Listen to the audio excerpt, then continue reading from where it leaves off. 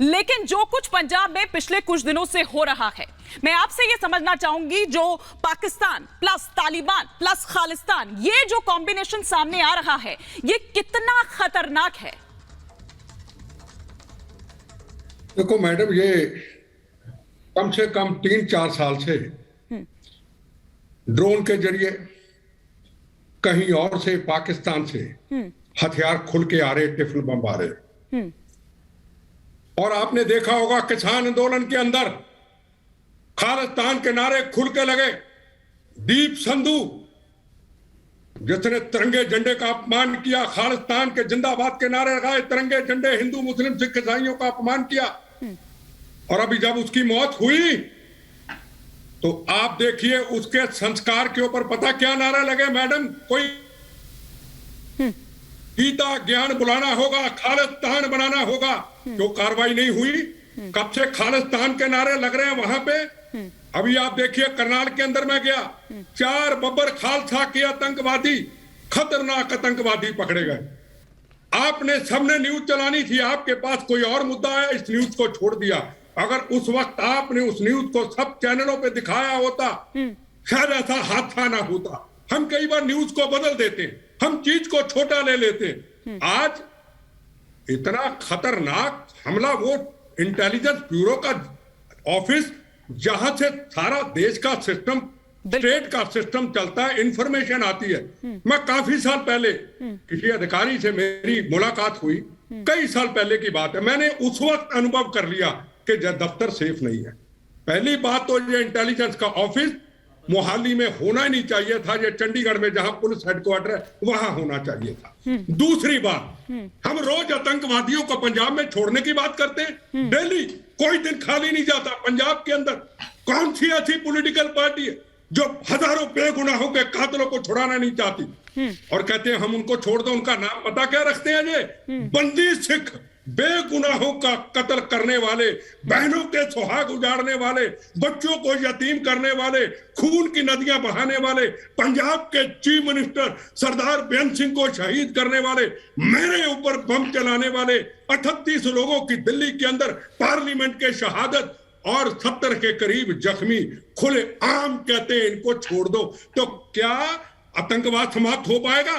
पार्टियों की बात बाद में करें, पहले ये हमें फैसला करना होगा, क्या पंजाब की पॉलिटिकल पार्टियां पहले की तरह, Congress, BJP, CPM, CPI, RSS के लोग जो शहीद हुए, क्या सब पॉलिटिकल पार्टियां एक होकर विरोध करेंगी? एक तरफ पंजाब में बेगुनाहों के कातलों को छुड़ाने की बात खुल करके कोई शर्म नहीं। अरे बहनों के सुहाग उजड़ गए, बच्चे यतीम हो गए। करनाल के अंदर अगर वो बम चल जाते, अगर पुलिस ना पकड़ती, अगर सेंटर की इंटेलिजेंस ना सहयोग देती, उसमें हिंदू भी जाता, मुसलमान भी जाता, सिख भी जाता, ईसाई भी जाता। हम धर्म की पॉलिटिक्स करते करते इस पंजाब को तबाही के रास्ते पर ले जाना चाहते। सवाल सबसे बड़ा, आतंकवादी आतंकवादी है, हिंदू है, मुसलमान है, सिख है, ईसाई है, उस पे अगर राजनीति हम करेंगे कि हमें सिख वोट मिल जाएगा, हमें ये वोट मिल जाएगा, हम खालिस्तानियों का वोट मिल जाएगा, तो याद रखना ये पंजाब में आग लग चुकी है। और एक और चीज बता दूं, सिख समाज के लोगों को पूरे हिंदुस्तान के अंदर वक्त आ चुका है। हिंदू मेरा भाई नहीं, हिंदू भाई बात करेगा, कहते तू फिरका परस्त है, तू हिंदू है, जबकि हिंदू सिख 9 मास का रिश्ता है, रोटी बेटी का रिश्ता है। हमारी बेटियां, उनकी बेटियां हमारे घरों में हैं, हम एक हैं, एक रहेंगे। पर सिख समाज के अंदर से आवाज उठनी होगी, खालिस्तान मुर्दाबाद। इन खालिस्तानियों को जवाब देना होगा, शहादत देनी पड़े देंगे। हम भी मौत का कफन बांध के अब निकल चुके, बहुत 15 साल घर में बैठे, अब खुल करके लड़ेंगे। इनको कह देना चाहता हूं खालिस्तानियों को, आपके चैनल के द्वारा, खालिस्तान न कभी बना था, ना कभी बनेगा, ना कभी बनने देंगे, ना कभी बनने दिया था। बनेगा तो गंदी हनेरी की तरह, पहले की तरह एमएस बिट्टा की लाशों पे गुजर जाएगा।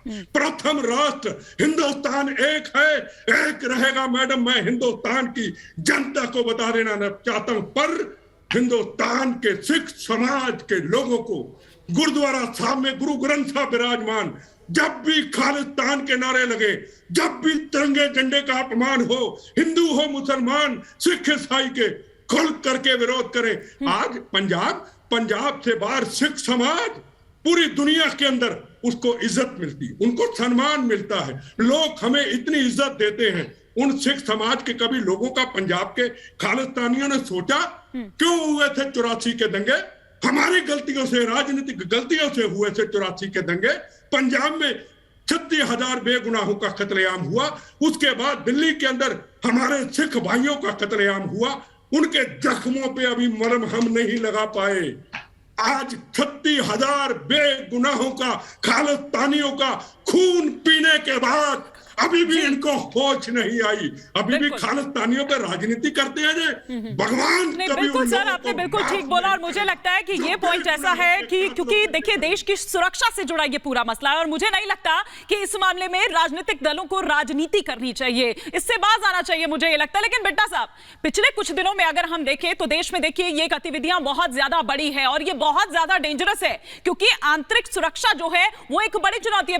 बाहर के दुश्मन से तो निपट लेंगे, लेकिन अंदर ये जो दुश्मन है, ये जो दीमक है, ये ज्यादा खतरनाक है, ये बड़ी चुनौती है।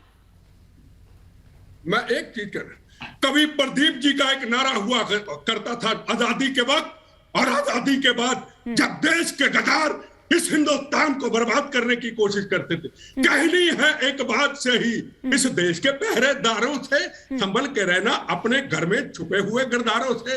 अरे जीवन है क्या, पूछना चाहता हूं उन खालिस्तानियों को। छोटा सा जीवन है, आज है कल नहीं। अरे हम शुक्र करते हैं इस मातृभूमि के अंदर, जहां गुरु गोविंद सिंह महाराज, जहां गुरु तेग बहादुर हिंद की चादर, जहां अभी नरेंद्र मोदी जी ने चांदनी चौक के अंदर पहली बार लाल किला के अंदर कहा, अरे हिंदुस्तान तो 10 गुरु साहिबानों की शहादत तो सजा हुआ है। अरे गुरु अर्जन देव जी महाराज इतनी बड़ी कुर्बानियां चाहते सिख कौम की, और आज हम लोग अपनी आंखों के सामने जब खालिस्तान के नारे लगते हैं, जब हिमाचल की विधानसभा के अंदर वो देवभूमि जिनको किसी लड़ाई झगड़े का कोई फर्क नहीं, वहां आके झंडे लगा के बेगुनाहों के कातलों की तस्वीरें लेके, जिनके कहने पे तो अभी भी नहीं रुक रहे हैं। तो ये कह रहा है कि अभी मैं नाम नहीं लेना चाहता, तकलीफ होगी खालिस्तानियों को। और कौन निकले हमारे जैसे लोग, निकले हमारे जैसे लोग। लेकिन सर ये तो ये कह रहे हैं कि अभी भी यहाँ पर नहीं थमेंगे, अभी तो मोहाली पर ही उन्होंने हमला किया है ना, अभी तो हिमाचल भी है। क्यों नहीं निकले? हाँ, क्यों नहीं निकले? ये सबसे बड़ा भयंकर सवाल है। किसी और के बोलने से कुछ नहीं होगा।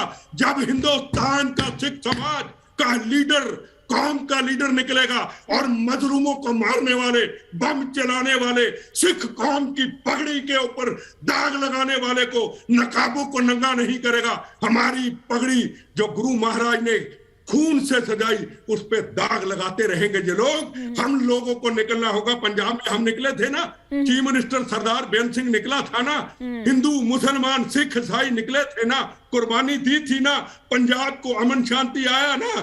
फिर 36,000 लोगों का खून पीने के बाद हम फिर खून पीने पे आ गए। 36,000 में से 19,000 मेरे हिंदू भाइयों का कत्लेआम हुआ। मेरा हिंदू भाई कभी गिला नहीं किया, एक ही कहता है कोई बात नहीं, उन्होंने गलती की, हमारा 9 मास का रिश्ता है, हिंदू सिख रोटी बेटी का रिश्ता है। हम फिर रोज पंजाब के अंदर नारा लगाते हैं, ये जो ब्रेन वॉश हो रहा है, हिंदू ने क्या बिगाड़ा इस देश का, हिंदू ने क्या बिगाड़ा पंजाब का? क्या हिंदू के हाथ में तरछूल था? क्या लेकिन बिट्टा साहब, जिस तरह से ब्रेन वॉश हो रहा है, क्योंकि देखिए सीमा पार से अब खालिस्तान को हथियार दरअसल बनाया जा रहा है और देश को अस्थिर करने की कोशिश हो रही है। कश्मीर में वो ये नहीं कर पाया क्योंकि देख रहा है कि वहां पर किस तरह एक के बाद एक ऑपरेशंस हो रखे हैं, तो अब उसने यहां ये जो साजिश है वो करनी शुरू कर दी है। उससे कैसे बचाएंगे आप उन युवाओं को?